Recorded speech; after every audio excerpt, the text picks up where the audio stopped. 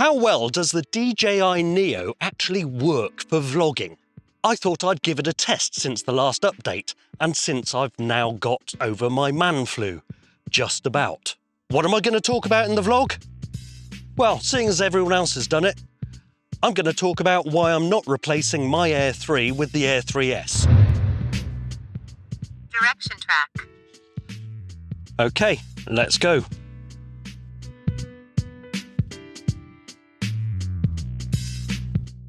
There we go. We're on a medium direction track.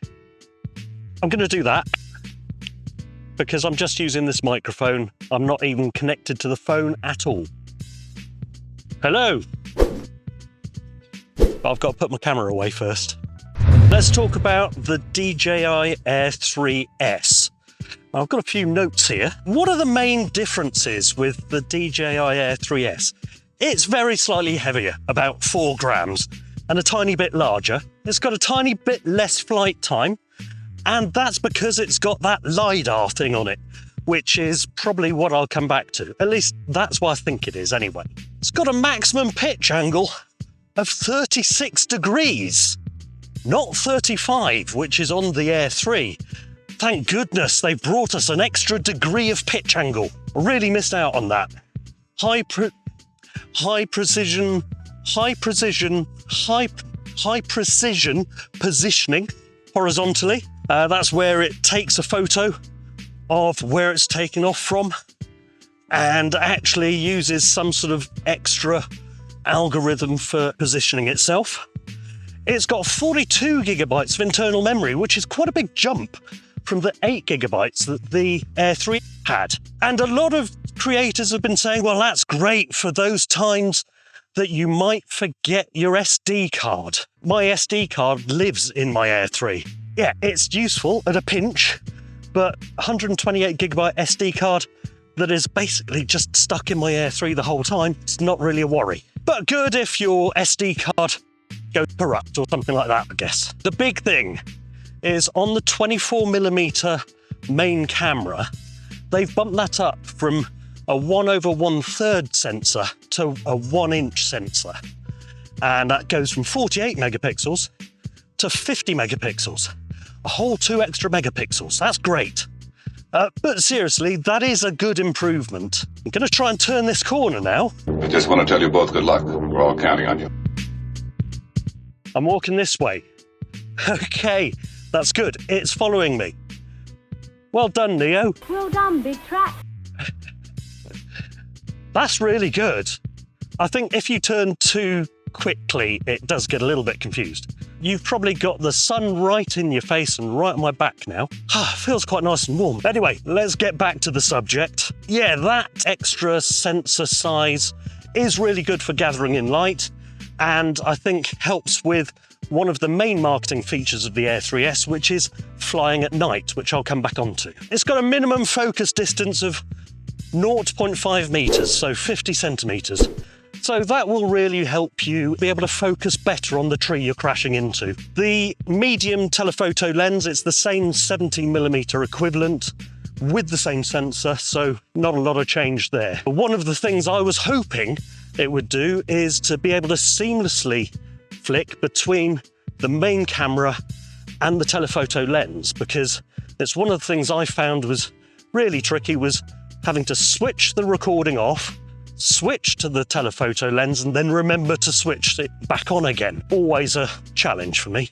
Coming on to the obstacle avoidance, there's LiDAR on it now, which means that it can do a lot better job of obstacle avoidance in the dark. Maximum ISO has been doubled in just about every mode, and this means that there doesn't need to be a separate night mode. Again, that's quite good, because I always remember switching between normal video mode and night mode could be a bit of a pain. I'm just going to face that way now because I've just realised you've had the sun in your face the whole time. So let's just move over this way a bit. Very reactive. That's very good. It's really good. So much better now. I haven't got the app running on my phone. You can see there. It'd be interesting to see how this goes as well, and how much battery's left and how much storage is left, because I've loaded up a bunch of video onto the Neo because I'm planning to do a little video tutorial on how to get the video off your Neo and into Light Cut, where you can do lots of special things with the editing. And this time it's not just going to be AI editing, where it takes your 2 hours of video and compresses it into 30 seconds because it thinks that the rest of it is boring. This is going to be how to have control and actually how to craft your video in Light Cut itself. I know I've been away for a bit. I've not been very well. Could you do me a favor? Could you please hit like on this video? And also, if you find it interesting, then if you could hit subscribe, that would be great. That helps out the channel, but also means that that will feed any new videos that I've got into your YouTube feed, so you'll be one of the first people to see them. Thank you very much. So yeah, this LiDAR and double the ISO means that they've done away with night mode. They don't need to do that if you've got it in auto mode. DJI has a very good algorithm for denoising anything that's at a very high ISO. So that is quite useful, but the real nub of it, and this is something that no one's really mentioned, is that in the UK, even with the A2 CFC, you can't fly within 50 meters of a building. And that's in a column, so you can't fly over a building. And what I've found night mode especially good for is flying over a town. And you're getting the lights of the town and the lights of the cars. If you can't do that and you're out in the middle of nowhere like this, you've probably seen in one of my other videos, there's really not much to actually film. So let's head back to the car. Why are you, what, okay, so you need to be moving. You can't just pivot. Pivot! You have to be moving. There we go, that's really good. Okay, I'll get some film of you then. I know you want some film of you, and I've got all sorts of cameras, but I'm just gonna do it with my iPhone. And we're gonna video you. So, as I'm moving, I'm gonna turn that way now, but you've got to keep walking.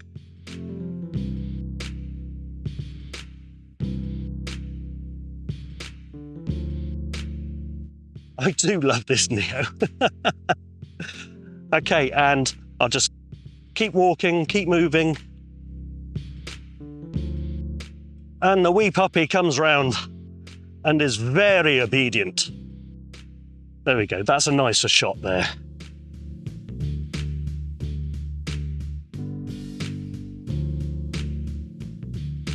Lovely.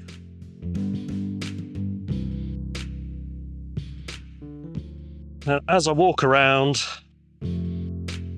just reacts, walking in a circle.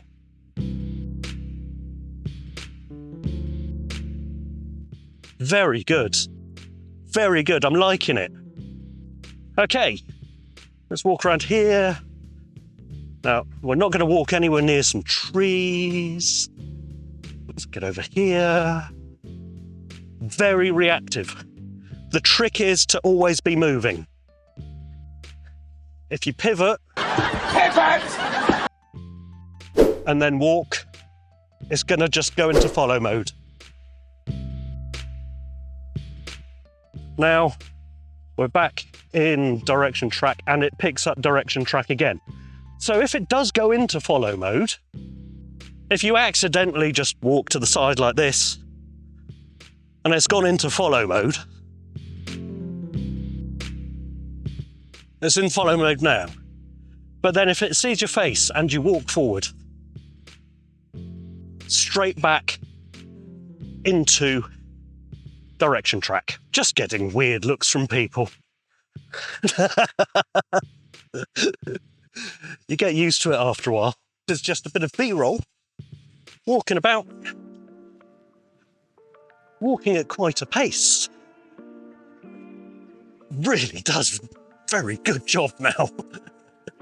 Really good. The secret is to just keep moving. As soon as you stop, well, for one thing, it thinks you finished filming. But for another thing, it can't see where your face is. So if you suddenly change direction, my God, that was good. And then you stop, and after you stop for a few seconds, it then starts coming back to you. You put your hand out. There. Brilliant. The question is, should you get the Air 3S? But the reason I haven't got it is because I've got the Air 3 and that is perfectly sufficient for me at the moment. Possibly when the Air 4 comes out and we've got a different form factor and everything's been kind of tweaked nicely, then that's when I'll be changing things up. With some of those features such as the 1-inch sensor, the LiDAR and the enhanced night flight and obstacle avoidance at night isn't particularly useful to me anyway because of the reasons I've discussed.